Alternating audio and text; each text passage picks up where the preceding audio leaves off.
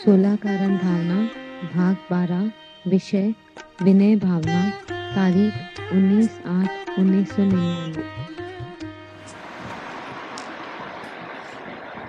नमो अजंतानम नमो सत्तानम नमो आयर्याम नमो विभुचारा नमो वेरे सर्वसाम नमो सर्वेशाराय स्वानुभूत्या चकास्ते चित् स्वभावाय भावाय सर्वभावान परच मंगलम भगवान वीर मंगलम गौतमोगम मंगलम कुंद कुंडालु जयं धर्मस्तु मंगल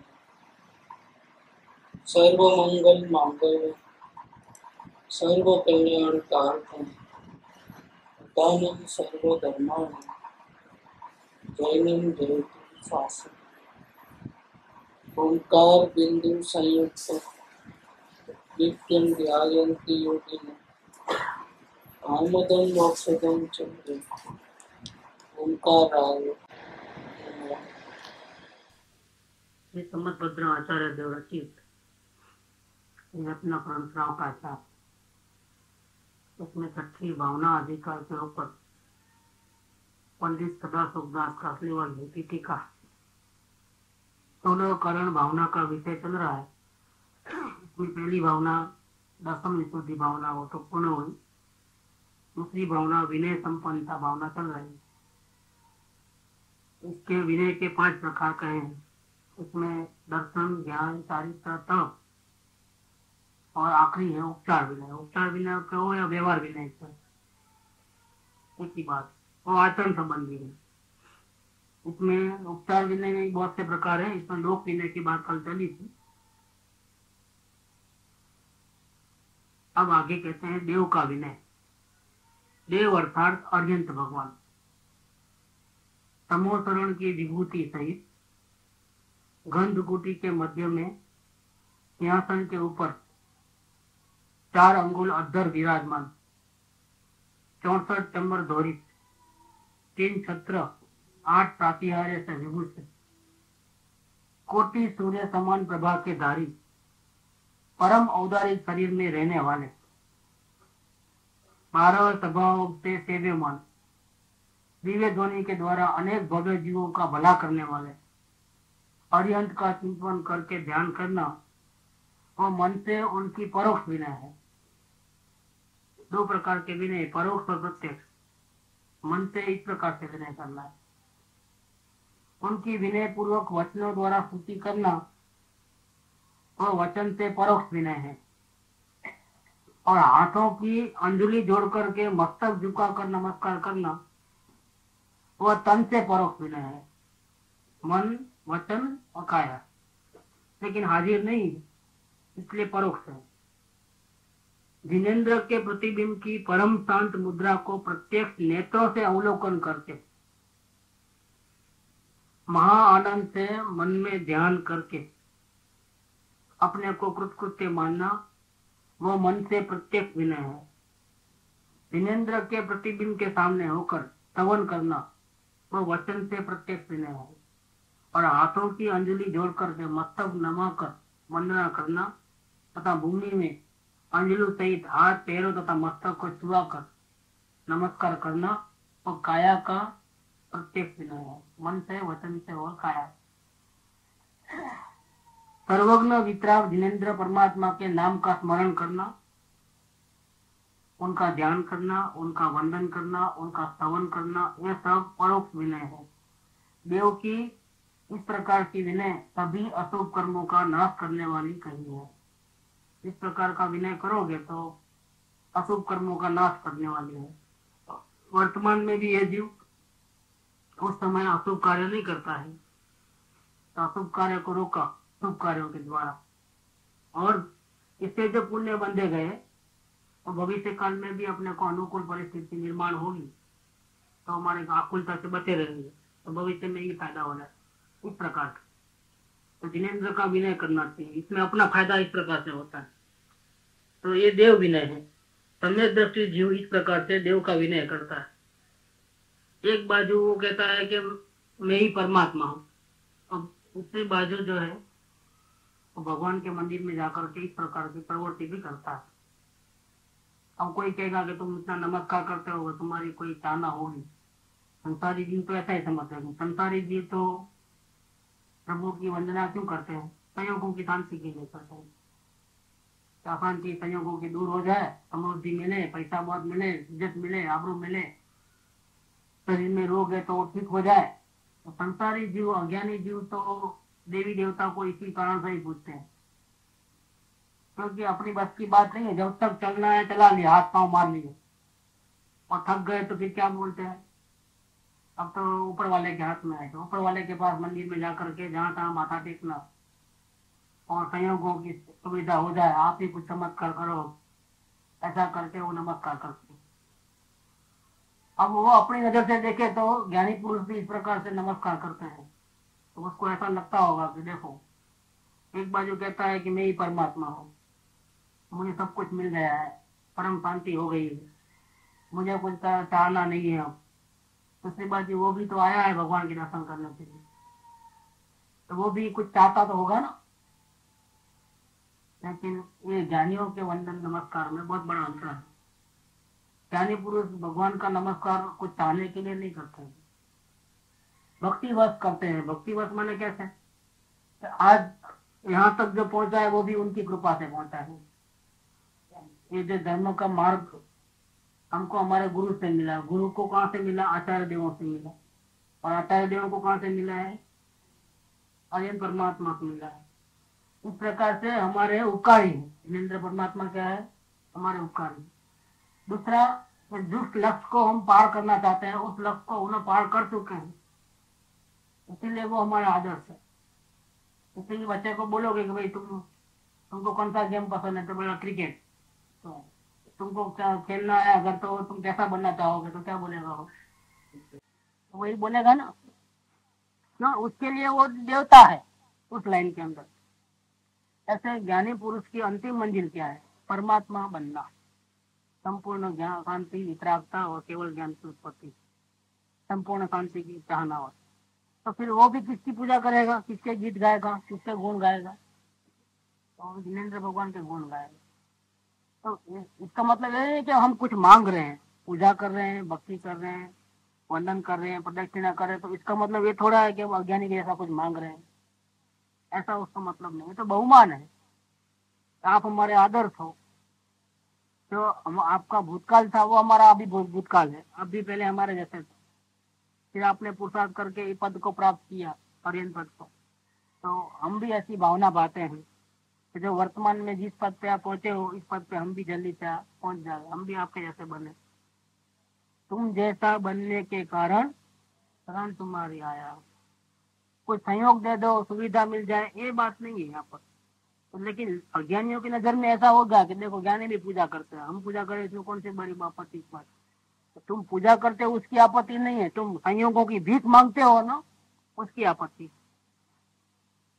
पूजा करने को कोई मना नहीं करता है, क्योंकि जिनेंद्र भगवान तो है ही पूजा करने योग्य, सभी गुणों में उत्तम है, उनके जैसा उत्तम तो दुनिया में कोई नहीं है।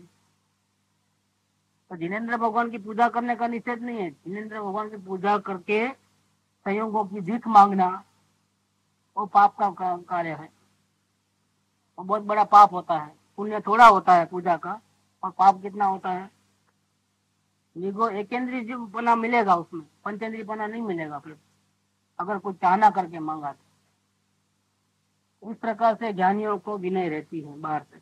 अब गुरु की विनय की बात करें कि वितरागी निर्ग्रंथ मुनीश्वरों को प्रत्यक्ष देख करके खड़ा हो जाना, आनंद सहित सन्मुख जाना, सामने जाना, पधारो पधारो कर उनकी गीत गाना, उनकी वितरागता के वखाण करना, सारी वंदना करना, उन गुरुओं को आगे करके स्वयं पीछे पीछे चलना। हम आगे और पीछे वो, ऐसा नहीं, आप आगे चलो। जैसे प्रेसिडेंट आते हैं, कोई आते हैं, तो क्या होता है? तो उनको आगे करके फिर पीछे चलना होता है। तो गुरुओं को आगे करके स्वयं पीछे चलना, कभी बराबरी से चलना पड़े तो, क्योंकि रास्ता दिखाने के लिए गुरु को नहीं मालूम है तो अनजाने स्थान में आए, हमारे घर में आए, तो घर तो कभी आए नहीं, पहली बार देखे हैं, तो कभी बराबर चलना पड़ता है। आगे चलने की बात नहीं, बराबर चलना पड़ता है, या हाथ पकड़ के चलना पड़ता है। तब कैसे चलना? तो आप जो है गुरु की लेफ्ट साइड में रहना, गुरु को राइट साइड में रखना। देखो ये विनय है। हाँ, आगे रहता है। कभी बराबरी से चलना पड़े तो स्वयं गुरु की बाईं ओर होकर चलना, और गुरु को अपने दाहिनी ओर करके चलना। और बैठना, बैठने में भी इसी प्रकार से गुरु के साथ में रहते हुए स्वयं उपदेश नहीं देना। देखो, तो सवाल कोई भी करता है, वो अक्सर सवाल करता है, मूर्खामी करता है, कुछ भी करता है, उसको सवाल करने का विवेक भी नहीं है, समझो, मानो हम प्रयोजन बात भी नहीं करता है, तो भी हमको भी इसमें नहीं बोलना है। तो गुरु जाने वो जाने, गुरु बैठे हैं तो नहीं, गुरु के साथ में रहते हुए स्वयं उपदेश नहीं देना। और कोई प्रश्न करे तो गुरु के होते हुए आप उत्तर नहीं देना, और गुरु की आज्ञा होने पर अनुकूल उत्तर देना। अगर गुरु कहे कि तुम इनका जवाब दो, तो उसको भावे ऐसा अनुकूल उत्तर देना जो सही हो।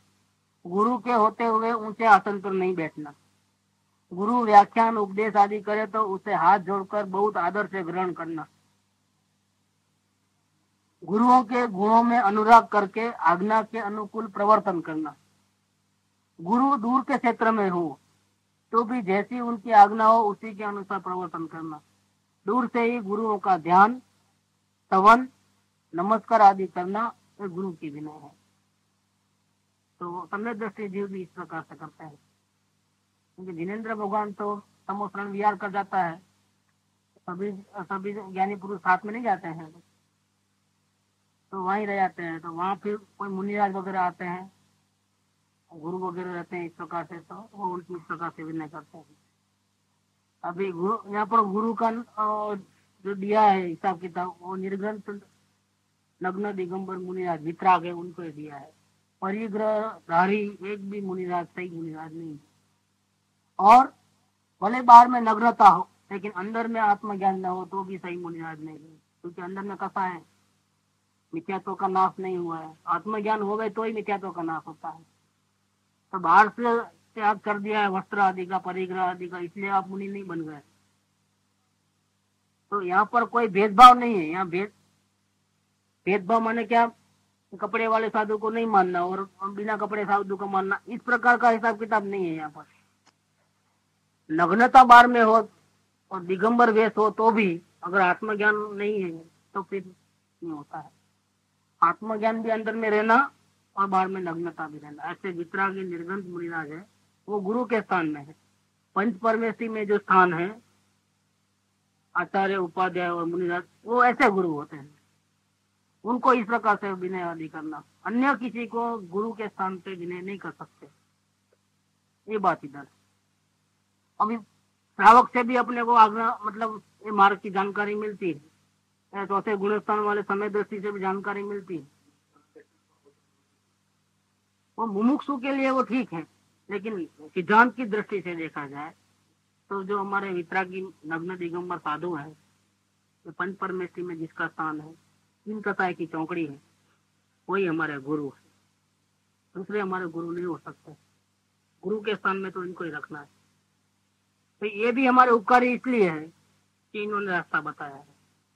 भले वो निर्गंध मुनिराज नहीं है, लेकिन इस काल में, जब पंचम विदुषम काल में, जहाँ हमारे को सर्वज्ञ भगवान का विरह है, आचार्य भगवंतों का विरह है, तो भी हमको धर्म का मार्ग बता करके बहुत बड़ा उपकार किया है।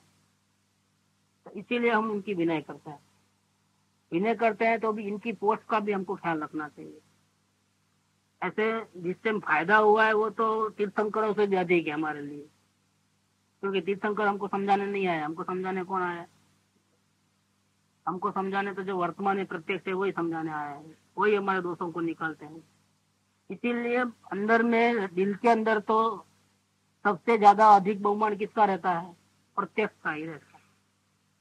परोक्ष तो जिनेंद्र भगवान हो तो भी उनका इतना अपने को उपकार नहीं हुआ है, वाया वाया हुआ है। लेकिन प्रत्यक्ष में तो जो है वो तो सम्यक दृष्टि हो चाहे श्रावक हो, तो वो भी हमारे गुरु इसलिए है कि प्रत्यक्ष में उन्होंने हमारा हाथ पकड़ा है, हमको रास्ता दिखाया है। लेकिन यहाँ सिद्धांत की बात चलती है, जिन आगम की बात चलती है, तो आगम के अनुसार देखा जाए तो निर्ग्रंथ दिगंबर मुनिराज है, आत्मज्ञानी, वही गुरु के स्थान पे है और उनको उपदेश देने का अधिकार है। उपदेश देने का अधिकार तो अरिहंत परमात्मा को और निर्ग्रंथ गुरुराज को है, दिगंबर मुनिराज को, और किसी को उपदेश देने का अधिकार नहीं है।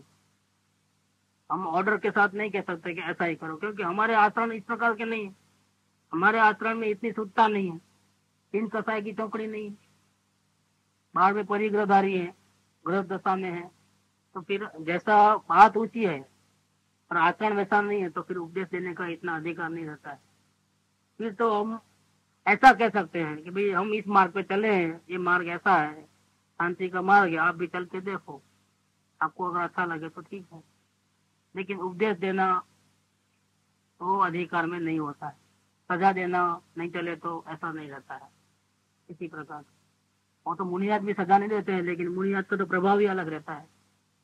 उन्होंने जो बात कहते हैं तो लोगों को भी समझ में आता है कि हाँ सही में वो आत्मा और देह को भिन्न जानते हैं। देखो देह की बिल्कुल परवाह नहीं करते, उनको आत्मज्ञान हो गया है, वो तो आंखों से जान सकते हैं इजीली, उनका ऐसा रहता है, परिग्रह बिना के रहते हैं, पंचमावधारी रहते हैं, तो उनके ऊपर तो दुनिया वाले को विश्वास आएगा, लेकिन चौथे गुणस्थान वाले या श्रावक के ऊपर दुनिया वाले को विश्वास नहीं आता है, इसलिए उनको उपदेश देने का अधिकार नहीं है और वो गुरु के स्थान पे नहीं है। फिर भी जिसको फायदा होगा उसके लिए तो वो अरिहंत भगवान से भी, तीर्थंकरों से भी अधिक है, जिसको फायदा होगा वही पहचानता है। तो यह गुरु का वंदन नमस्कार समय दृष्टि जीव भी करता है। अब आगे शास्त्र की विनय, शास्त्र की विनय करना, बड़े आदर से पढ़ना, श्रवण करना, द्रव्य क्षेत्र काल भाव को देख करके व्याख्यान आदि करना, करना ही ऐसा नहीं, लेकिन द्रव्य क्षेत्र काल भाव को देखना, जबरदस्ती नहीं करना। सामने वाला जीव की तैयारी है सुनने की, इतना उन द्रव्य में उपादान में जागृति है तो करना। यह क्षेत्र अनुकूल है, ऐसा करने से किसी को तकलीफ नहीं होती है, आजू बाजू वाले को परेशानी नहीं है, क्षेत्र भी अनुकूल है, शांत वातावरण है तो करना।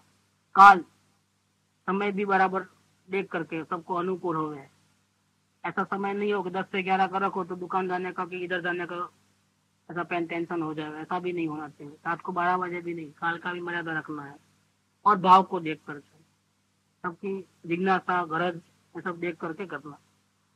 द्रव्य क्षेत्र काल भाव को देख करके शास्त्रों का व्याख्यान आदि करना। शास्त्र में कहे व्रत संयम आदि आपसे धारण करते नहीं बन सके तो भी आज्ञा का उल्लंघन नहीं करना। शास्त्र में जो व्रत और संयम आदि धारण करने को कहा है, तो अगर आपसे वो ताकत नहीं है तो भी आज्ञा का उल्लंघन नहीं करना। शास्त्र की जैसी आज्ञा हो उसी के अनुसार कहना। मतलब क्या कि हम तो नहीं पाल सकते, रात्रि भोजन त्याग हम नहीं कर सकते, इसीलिए चलो वो बात पढ़ना ही नहीं, दूसरे को कहना नहीं, ऐसा नहीं।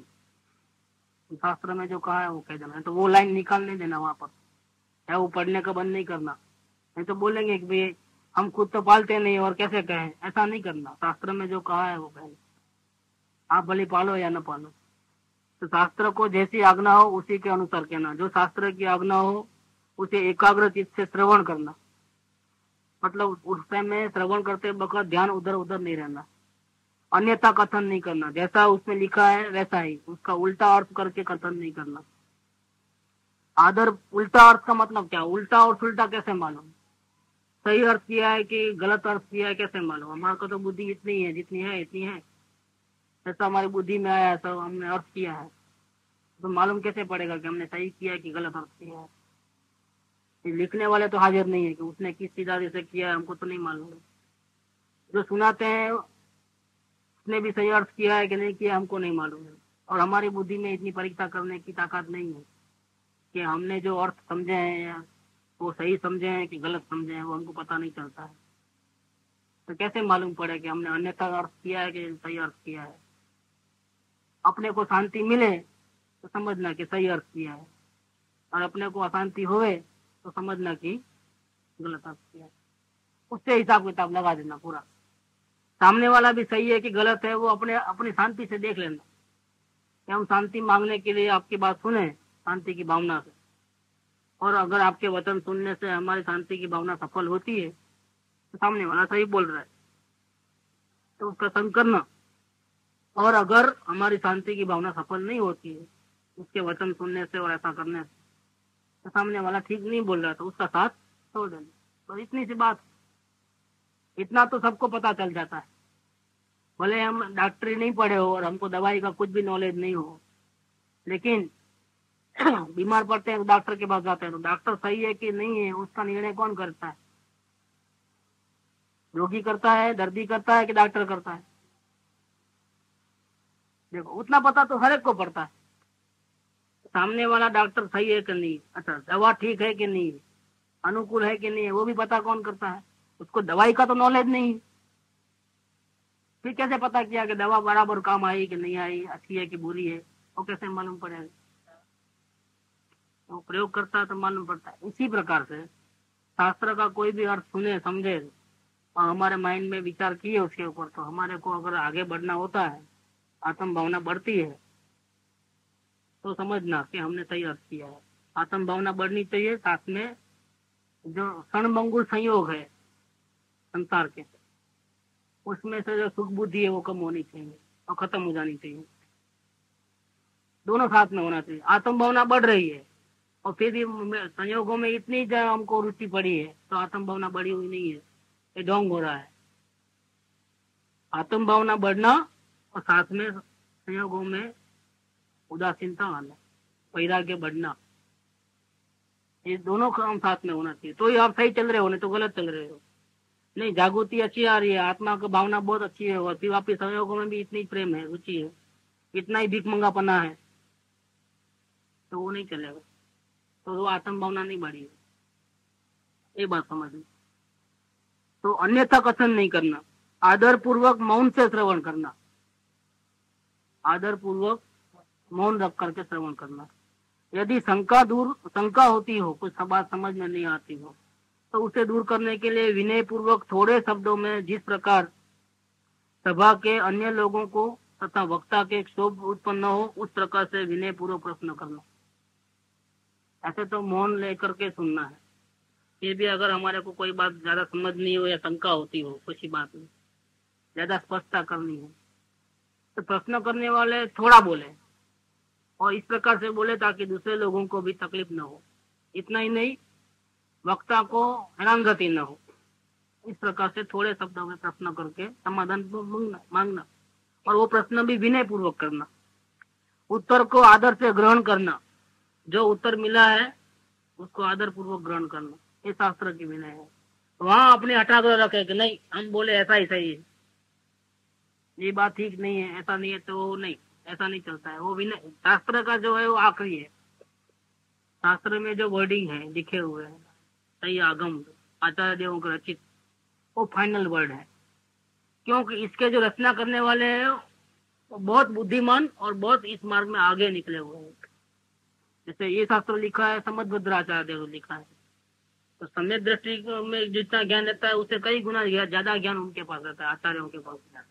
इसमें तो कोई आपको मानना ही पड़े ऐसी बात रहती है, इसमें कोई डाउट की बात नहीं रहती। इसमें जो खुलासा रहता है क्योंकि वो बहुत आगे आराधना बहुत की है, इसके बाद लिखा गया है, तो इसमें तो कोई, इसीलिए ज्ञानी पुरुष भी कोई बात कहते हैं तो उसका मिलान कर लेते हैं कि भाई भूतकाल में जो आचार्य देव उसने भी ऐसी ही बात कही है क्या। अंदर से कई बात करते हैं, ऐसा अवलोकन की बात पहले अपन अंदर से समझोगे निकली, बाद में आधार मिलते गया। शास्त्र में भी आधार मिला, ये अपने द्रव्य संग्रह में भी आधार मिला, गुरुदेव के वचन में भी आधार मिला, हर जगह आधार मिला। नाटक समयसार में आधार मिला, समयसार में आधार मिला, तो क्या वो बात अब प्रूफ हो गई कि बस अवलोकन यही सही मार्ग है, वेद ज्ञान वही सही मार्ग है, बहुत से शास्त्रों में से वो निकल आएगा। वैसा ज्ञानी पुरुष भी शास्त्रों का आधार लेते हैं। मैं ऐसा कहता हूँ, ऐसा थोक बजा कर नहीं कहते हैं, क्योंकि उपदेश देने का तो उनका अधिकार ही नहीं। तो वो क्या करते हैं, अपनी जो बात है, अनुभव की बात है, वो भूतकाल के कोई ज्ञानी पुरुष कह गए हैं, तो उनके वचनों का आधार लेकर के ठोक बजा के कहते हैं कि मैं अकेला नहीं कह रहा हूँ, देखो ये कह रहे हैं, ये कह रहे हैं, उनका मार्ग, मेरा मार्ग नहीं। और वो लोग भी जो कह गए हैं उन्होंने भी पहले जिनेंद्र भगवान को रखा है, कुन भगवान ने समाचार लिखा तो मैं कह रहा हूँ ऐसा नहीं। क्या जिनेंद्र भगवान की स्तुति करके, सिद्धों को नमस्कार करके और गुरुओं का उपकार करके ये बात मैं जो कह रहा हूँ, ये उनकी कृपा से मुझे जो मार्ग मिला है और मैंने जो अनुभव के द्वारा प्रमाणित किया है, उसके आधार से मैं कह रहा हूँ। आप भी मेरी बात सुनना, समझना, हर प्रकार से समाधान करना मन का। और अगर आपको शांति का मार्ग लगे तो आप खुद उस पर चल करके प्रयोग करके अनुभव से नक्की करना। ये बात चौथी पांचवी गाथा में लिख दिया उन्होंने। इसके बाद छठी गाथा से समय सार की बात शुरू की है। એટલે हरेक ग्रंथ के अंदर आचार्यों ने भी जो भी ग्रंथ लिखे हैं उसमें सबसे पहले भगवान जिनेश्वर देव को नमस्कार किया है। ऐसा एक भी ग्रंथ नहीं होगा कि जिसमें भगवान जिनेंद्र देव को नमस्कार नहीं किया होगा। ये जिन दर्शन की शास्त्र लिखने की पद्धति है। मंगलाचरण में हरियन भगवान को नमस्कार किया जाता है। कोई भी शास्त्र हो ना, बड़े से बड़ा शास्त्र हो, बड़े से बड़े आचार्य ने लिखा होगा, पहले भगवान को नमस्कार करेंगे। क्योंकि ये बात आई कहाँ से, किधर से आए, उनको नमस्कार करने के बाद ही लिखा जाएगा।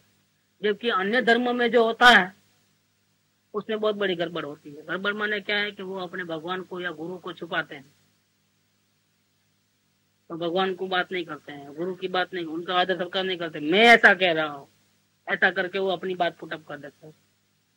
तो इस पर सही समझ जाना कि वो गलत कह रहा है। वो सही कह रहा है।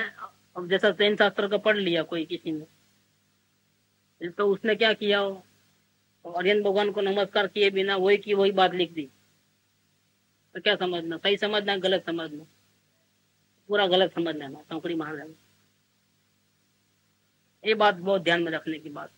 नहीं तो आप भी कहोगे कि देखो आप जैन शास्त्र में जो बात है वही बात तो इसमें है, इसमें कौन सी बड़ी गलत बात कह रहा है।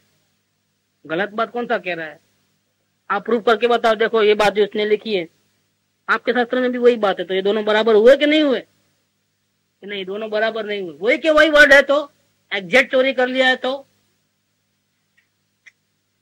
भी बराबरी करनी है। क्यों बराबरी करनी है, फर्क कहाँ रह गया, किधर फर्क रहा। जिनेंद्र भगवान को नमस्कार नहीं किया। देखो इतना ज्ञान आया कहाँ से उसके पास, कि माँ के पेट में पैदा हुआ तो आ गया था पहले से। कहाँ से आया है ज्ञान, इतना सारा ज्ञान किसने सिखाया। अगर वही की वही बात है समझ लो, तो कोई ना कोई गुरु तो होना ही चाहिए उसके, या कोई ना कोई शास्त्र पढ़ा होगा। तो फिर उसको आगे नहीं रख करके मैं ऐसा कहता हूं करके वो लिख रहा है, सरासर अपमान हो रहा है। ये जिनवाणी का अपमान है, अनादर है, अभिनय है।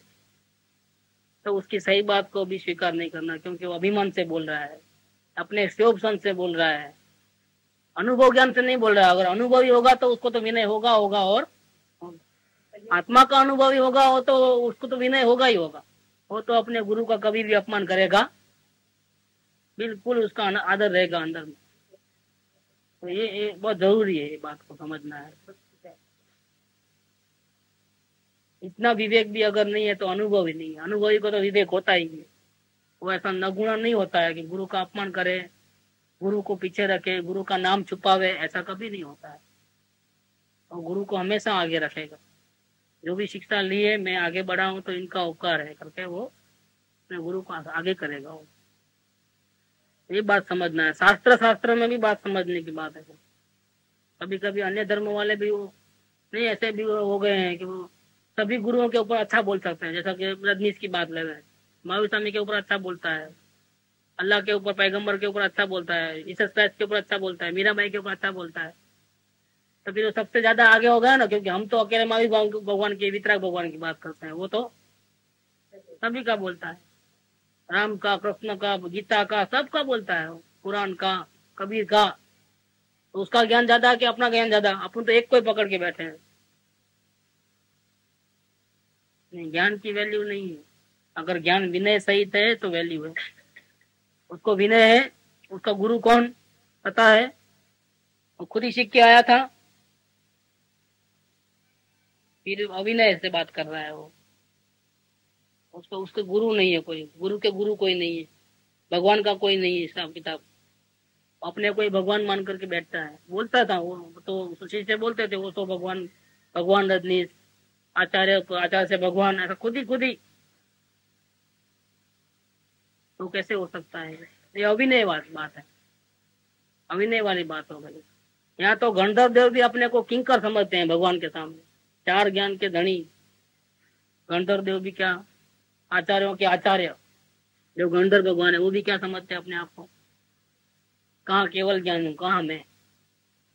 वो जिनेन्द्र के सामने मेरी कोई ज्ञान की कोई वैल्यू नहीं। इतना विनय सहित होता है कार्य, तो शास्त्रों का भी विनय होना चाहिए। एक ज्ञानी पुरुष को होता है, अज्ञानी को नहीं होता। इस पर से भी आप समझ पाओगे कि सामने वाला ज्ञानी है कि अज्ञानी है, इस पर से भी आपको पता चल जाएगा। ज्ञानी होगा तो कभी भी अपने गुरु को छुपाएगा नहीं, कभी गुरु को आगे रखेगा यार। दैव दृष्टि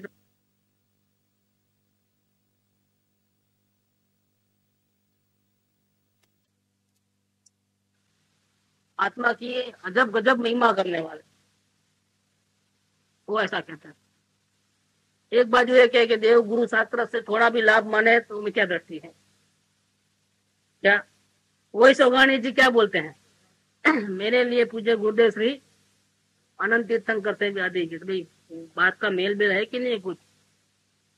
हाँ बिल्कुल मेल है। जिसको अपनी आत्मा सबसे अधिक लगती है, अत्यंत महिमावन लगती है, वो अपने गुरु को कभी भूल नहीं सकता है। ये समझ, द्रव्यानुयोग और चरणानुयोग दोनों को साध्य कर लिया यहाँ पर।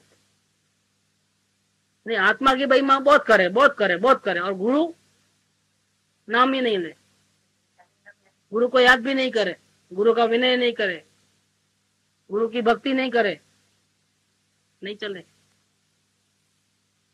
अंदर में भक्ति जलती है, बिल्कुल अंदर में। गुरु सोनगढ़ की धूल के लिए भी तड़पना पड़ता है। सोनगढ़ से आते ही यहाँ कलकत्ता वापिस आया तो एक दिन में ही मालूम पड़ गया कि सोनगढ़ क्या चीज है और कलकत्ता क्या चीज।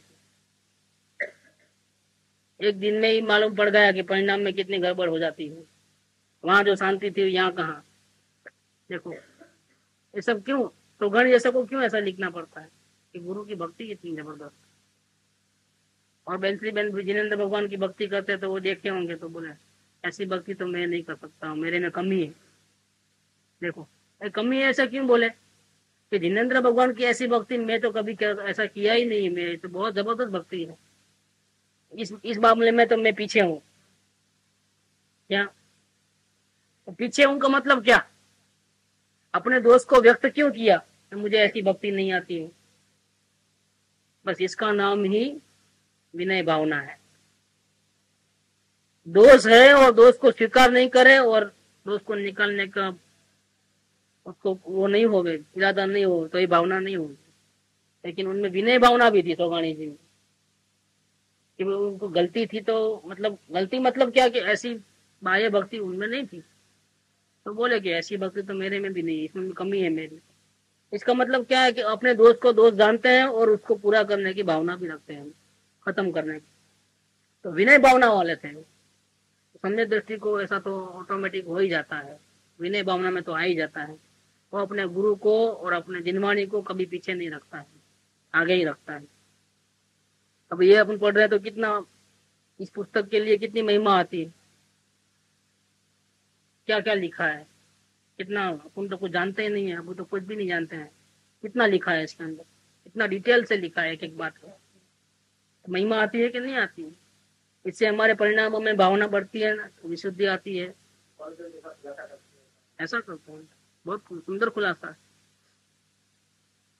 तो कहते हैं देखो, शास्त्र को ऊंचे आसन पर रखकर स्वयं नीचे बैठना, प्रशंसा, स्तवन इत्यादि करना, ये शास्त्र की विनय है। शास्त्र को ऊंचे स्थान पर विराजमान करना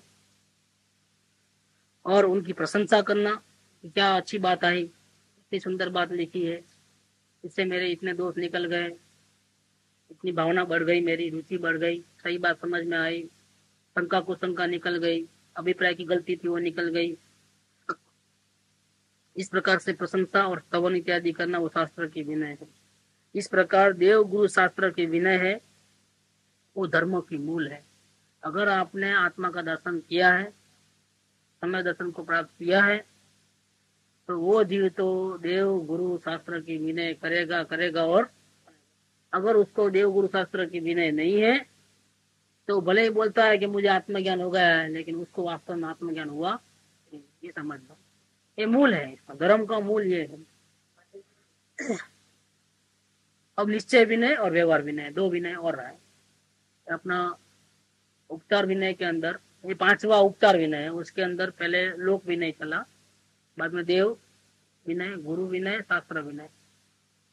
अब निश्चय विनय की बात चलती है कि राग द्वेष द्वारा जिस प्रकार से आत्मा का घात न हो उस प्रकार प्रवर्तन करना वो आत्मा की विनय है। देखो, देव को पहला रखा, गुरु को बाद में, शास्त्र को, इसके बाद आत्मा को रखा है। पहले आत्मा को नहीं रखा है, क्योंकि जिसको देव की महिमा आएगी उसको ही आत्मा की महिमा आएगी, जिसको देवों की महिमा नहीं आएगी वो। और उसमें भी लोक विनय पहले रखा है, सबसे पहले, देवों से भी पहले। क्यों? इसका क्या कारण? कि जिसको आत्म कल्याण करना है तो उसकी पहली शर्त क्या है? जगत के लोगों को आत्मा का दर्शन क्यों नहीं होता है, और ज्ञानी क्यों नहीं बनते हैं, और दुखी के दुखी क्यों रहते हैं? संसार में कोई जीव सुखी तो है नहीं, पैसे वाला हो चाहे इज्जत वाला हो, आबरू वाला हो, कोई भी हो, आदि व्याधि उपाधि में से कुछ न कुछ तकलीफ तो उसको है ही है, संपूर्ण सुखी तो नहीं है। इसका मूल कारण क्या है? उसका दुख मिटता क्यों नहीं है, उसको आत्मा का दर्शन क्यों नहीं होता है? उसका एकमात्र कारण ये है कि वो जो तकलीफ उसको जो होती है, थोड़ी हो ज्यादा हो अलग बात है, लेकिन थोड़ी भी तकलीफ होती है उसका जिम्मेदार वो किसको मानता है? हाँ? दूसरों को दोषी मानता है, जबकि दूसरे दोष करते ही नहीं है, पूरी की पूरी जिम्मेदारी स्वयं की है।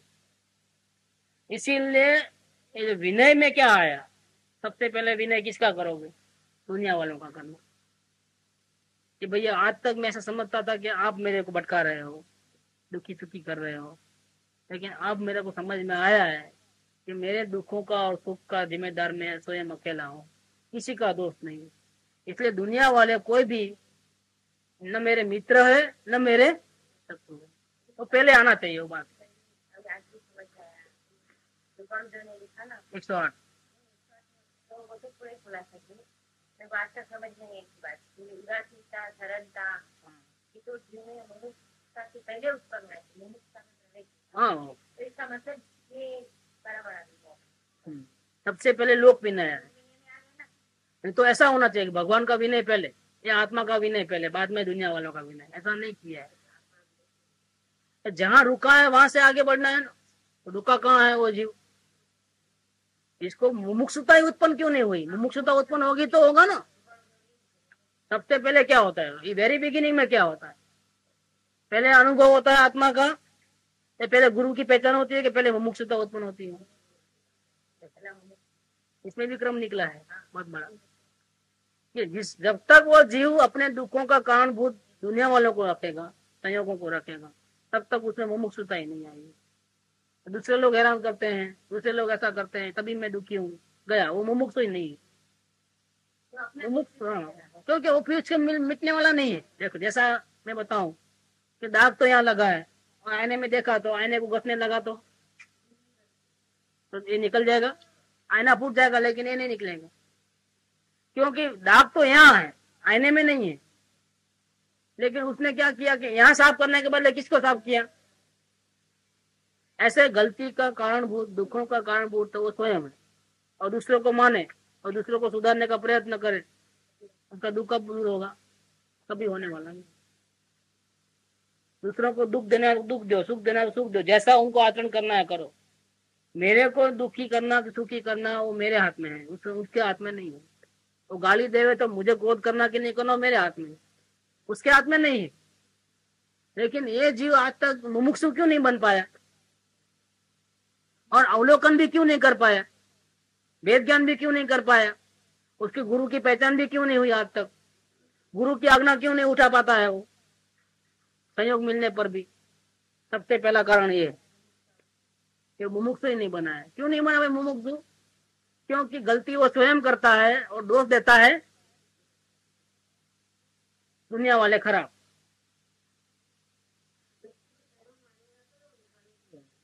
तो ये बात पहली कंडीशन है। इसीलिए सबसे पहले विनय किसका करना है? सबसे पहले मिच्छामि दुक्कडम किसका? सबसे पहले आदर किसका करना? अपने शत्रु का भी आदर करना, क्योंकि वो शत्रु नहीं है। आज हमारी नजर में गलती है, हमारे सोचने में गलती है। वो शत्रु नहीं है, हमारे जो बंधे हुए पूर्व के कर्म है उसका उदय आया है, और उसने कर्म राजा ने उसको बेचारे को निमित्त बना करके भेजा है। समझ लेना आप। हनुमान रावण का दुश्मन नहीं था, लेकिन हनुमान तो राम का संदेशा लेकर के आया था। ही वॉज द एम्बेसडर, क्या बोलते उसको, संदेश वाहक, दूत था वो। तो उसको मारना नहीं चाहिए। वो अगर गाली भी दे संदेशा में, तो गाली उसने नहीं दी है, गाली किसने दी है? राम ने दी। अगर उसमें संदेशा में धमकी भी दिया है कि रावण को, तो धमकी उसने नहीं दी है, किसने दी है? राम ने दी है। तो रावण को गुस्सा नहीं करना चाहिए, क्योंकि वो तो एम्बेसडर है, एलची है, दूत बन के आया है। तो उस पर गुस्सा नहीं करना चाहिए। गुस्सा करना तो राम पे जाकर करो, लड़ो उसके साथ, इसके साथ क्यों लड़ते हो? ये तो क्या कि वो हनुमान ने गड़बड़ किया सामने से। उसने जानबूझ कर क्या, वो उसको जलाने का था लंका पर, तो वो जानबूझ करके गुस्सा दिलाया। बाकी रावण उसको नहीं मारता, नियम ऐसा है। ऐसा इधर हो रहा है कि हमारा ये जो हमारे दुश्मन है, वो दुश्मन कैसे पैदा हो गए हमारे, और जिसको हम अपना मानते हैं वही अपना दुश्मन कैसे हो गए? दुनिया में तो ऐसा रिवाज नहीं है। फिर भी अपना ही, जिसको हम लाड़ प्यार से बड़ा किए, छोटा किए, तब उसका इतना मित्रता रखी थी, इतना प्रेम किया था, वही हमारा दुश्मन कैसे हो गए? भाई वो दुश्मन नहीं है। आपने पूर्व कर्म ऐसे बांधे हैं कि कर्म राजा ने उनको निमित्त बना करके, हनुमान जैसा बना करके भेजा है आपके सामने। आपको लड़ना है तो किससे लड़ना? आप अपने कर्मों से लड़ो। लड़ना है समता, कर्मों से लड़ना है, समता भाव में आना पड़ेगा, आत्मा की आराधना करना पड़ेगा। उसे लड़ने से क्या मतलब है? उससे तुम लड़ोगे तो नया पाप बांधोगे। अगर उसे लड़ोगे शत्रुओं के साथ तो नया पाप बांध लोगे, फिर दुर्गति में जाओगे। लड़ना है तो अपने कर्मों से लड़ो, और वो बिना आत्मा की आराधना किए, सदगुरु की आज्ञा उठाए, आप कर्मों से नहीं लड़ सकते। आपके अच्छे दिन नहीं आ सकते, आपकी दुर्गति होने वाली निश्चित है।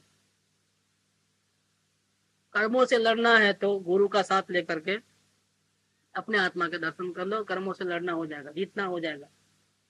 अकेले आपकी ताकत नहीं है कि लड़ना, ये बात है।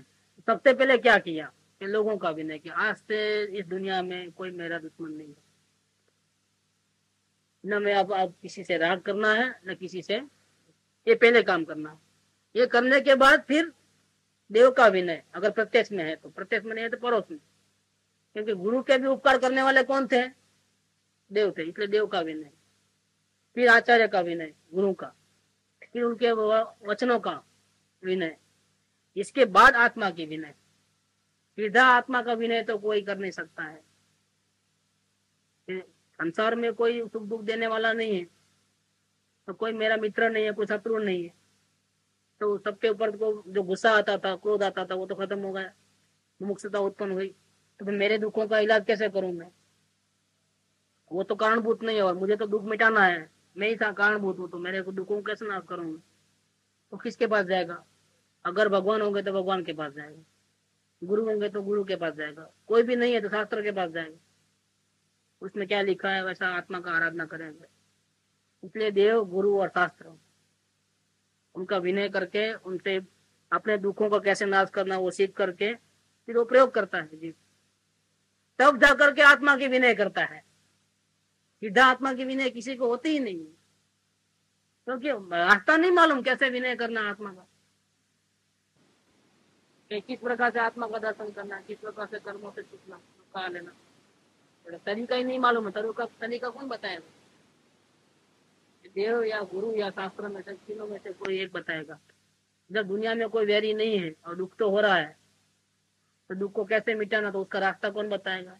देव, गुरु या शास्त्र।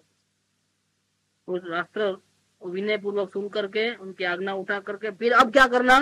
किसकी विनय करना है? आत्मा की विनय करना है। तो आत्मा की विनय कैसे करना, वो निश्चय विनय में बताया।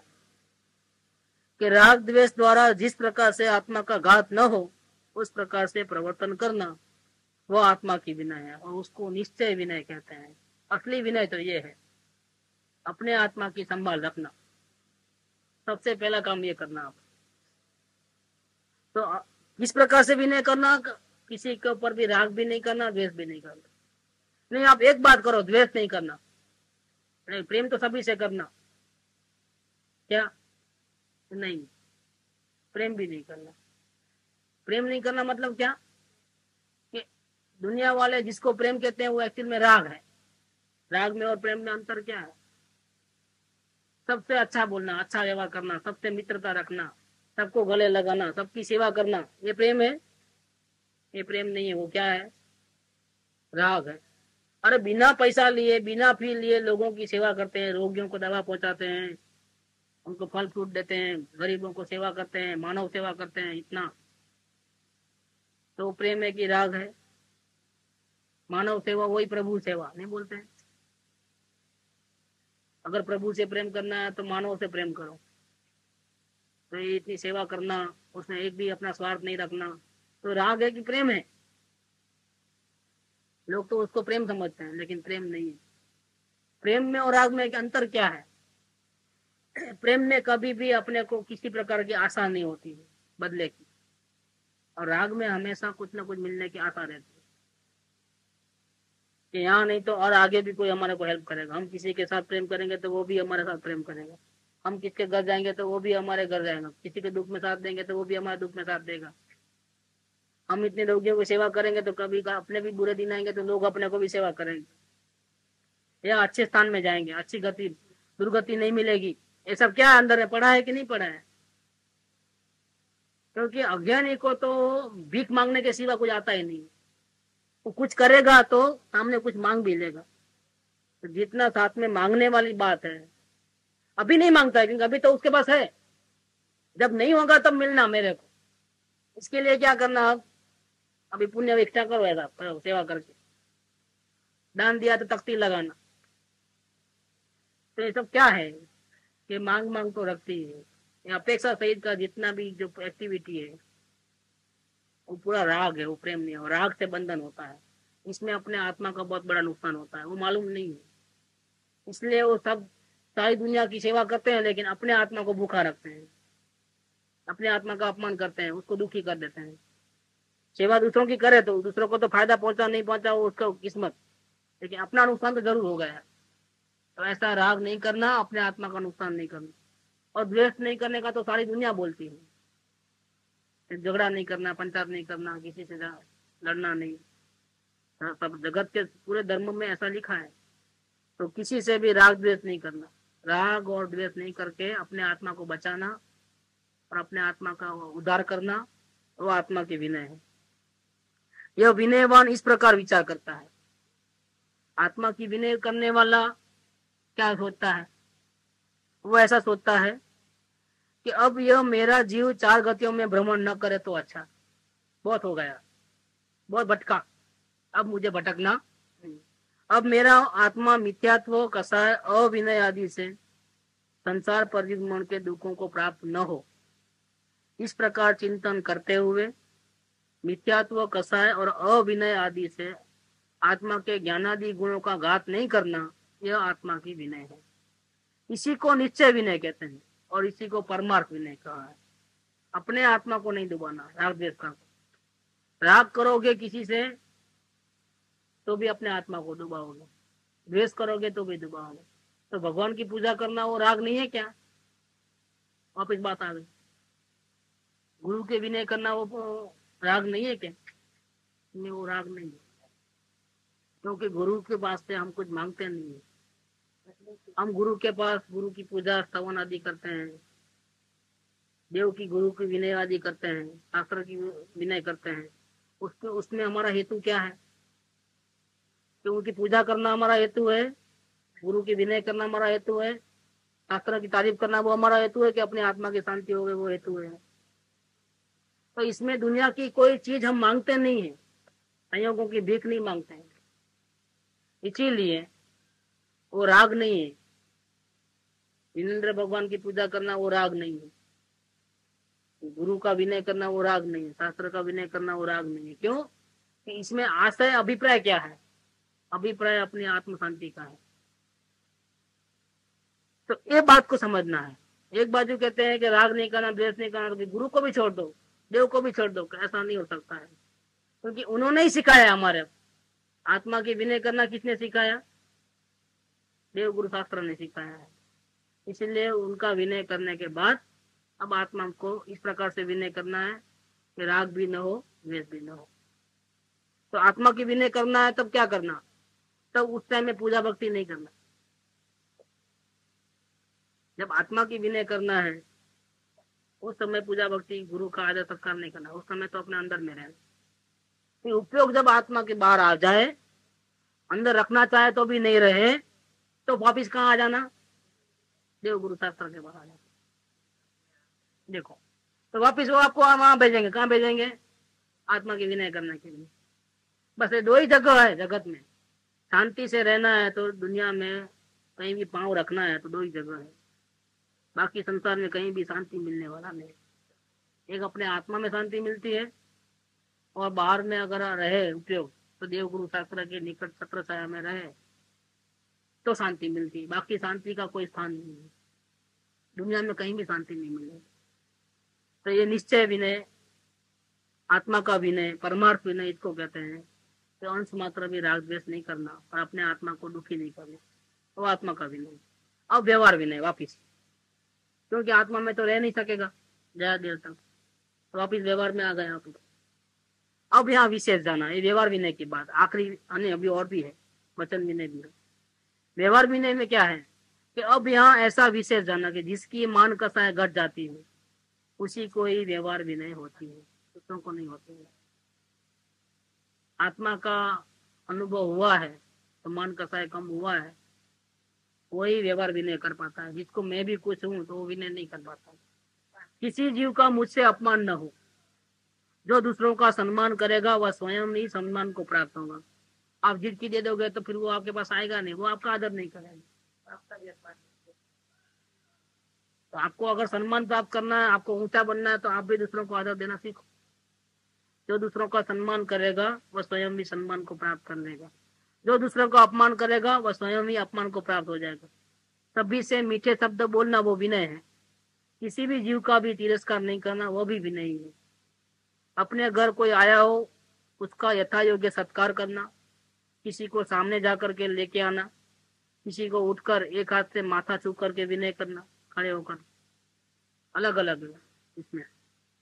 किसी को आइए आइए आइए इत्यादि 3 बार कहकर बुलाना, किसी को आदर पूर्वक नजदीक बिठाना, किसी को बैठने को स्थान देना, किसी को आओ बैठो कहना, किसी के शरीर की कुशलता पूछना कि हम आपके ही हैं, हमें आज्ञा कीजिए, यह आपका ही घर है, यह घर आपके आने से पवित्र हो गया है, ऊंचा हो गया है, आपकी कृपा हमारे ऊपर तो हमेशा से है ही।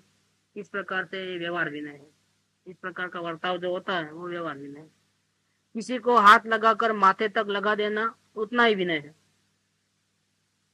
अन्य भी दान सम्मान कुशल पूछना, किसी को हाथ उठाकर माथे तक लगा लेना नहीं। अपन रास्ते में जाते हैं तो अनजाना आदमी भी ऐसा करता है, वो स्कूटर वाला आमने सामने आते हैं तो एक दूसरे को ऐसा नहीं करते हैं, ये क्या है? तो उसको घर को नहीं बुलाते हैं, लेकिन रास्ते में मिलते हैं तो आदर सत्कार करता है। कोई बुजुर्ग आ गया, कोई रोज मिलने वाले आने जाने वाले रहते हैं, अब हम जानते नहीं उसका नाम क्या है, शाम क्या है, लेकिन ऐसा कर लेते हैं। तो किसी को हाथ उठाकर माथे तक लगा लेना उतनी ही विनय है। उसको फिर आओ आओ पधारो पधारो आपका घर है ऐसा नहीं बोलते हैं, क्योंकि वो अनजाना है। तो विनय विनय का अलग अलग डिपार्टमेंट है, कितनी कितनी मात्रा में करना वो। अन्य भी दान सम्मान कुशल पूछना, रोगी दुखी की वयाव्रत करना, ये भी विनयवान को ही होती है। दुखी मनुष्य तिर्यंत्यों को धैर्य विश्वास देना, दुख सुनना, अपनी सामर्थ्य अनुसार उपकार करना, अपने से नहीं बन सकता हो तो धीरता संतोष आदि को उपदेश देना, यह व्यवहार विनय है। यह व्यवहार विनय परमार्थ विनय का कारण है। यश उत्पन्न कराती है और धर्म की प्रभावना करती है। सबसे बड़ा काम यह है कि ऐसा विनय अगर हमारे में होगा, किसी को झिड़की नहीं देंगे, सबका अपने अपने हैसियत से बिल्कुल आदर सत्कार करेंगे, तो इसमें क्या होगा कि परमार्थ विनय का कारण है। आप दूसरों को विनय दोगे तो कोई अपने रास्ते में बाधा नहीं डालेगा। फिर अपना यश उत्पन्न करेगा कि कोई अपने को बुरा भला नहीं कहेगा। हमारा दुनिया में सब अपने पर विश्वास करेंगे, हमारे गुणगान गाएंगे कि बहुत नम्र आदमी है, विवेक वाला आदमी है, विनयवंत है। क्योंकि जो आदर देता है तो आदर लेता भी है, तो यश उत्पन्न करता है और धर्म की प्रभावना भी होती है। नहीं, ये सही आदमी है, इसकी चार लोग बात भी सुनेंगे। अगर विनयमान होगा तो उसकी बात भी कोई सुनने को तैयार होता है। और वो जिस मंदिर में जाता है तो वो बोलता है इतना गुण सीख के आया है तो हम भी जाए कभी उधर। ऐसा लोगों को आने का दिल होता है। यह सत्संग में आने वाला जीव अगर वो गड़बड़ करता है बाहर में तो क्या होता है? तो गुरु का अनादर होता है, धर्म का अनादर होता है। तो क्या होता है कि यहाँ आने को भी किसी को भाव होता है ना, तो भी वो बोले नहीं आना है, यहाँ तो जाना ही नहीं। क्योंकि जहाँ वो जाता है वहां वो ऐसा ही सिखाते होंगे, तभी तो ऐसा, तो वहां आने को नहीं करता है। तो धर्म की प्रभावना नहीं होती है। ये व्यवहार विनय के अंदर वचन विनय है, उसका कल बात करेंगे। आखिरी वचन विनय है। तो ये विनय का यहाँ पर चैप्टर पूरा होगा, कल ले लेंगे वचन विनय।